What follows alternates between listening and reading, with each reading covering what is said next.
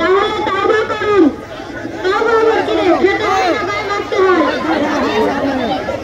তওবা হচ্ছে ফিরে আসা। বিড়ি খাওয়াটা খারাপ কাজ, বিড়ি খাওয়াটা খারাপ কাজ না, খারাপ কাজ। আগে যে আপনি খারাপ কাজ করেছেন সেটা থেকে দূরে থাকাটাই হচ্ছে তওবা। তাহলে আমাকে তওবা শিক্ষা দিয়ে আমি তওবা করি।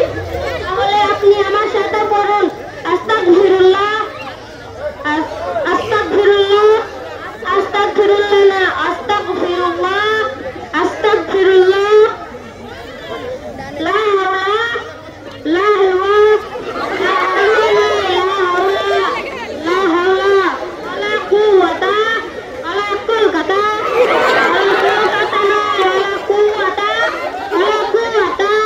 ইল্লা বিল্লাহিল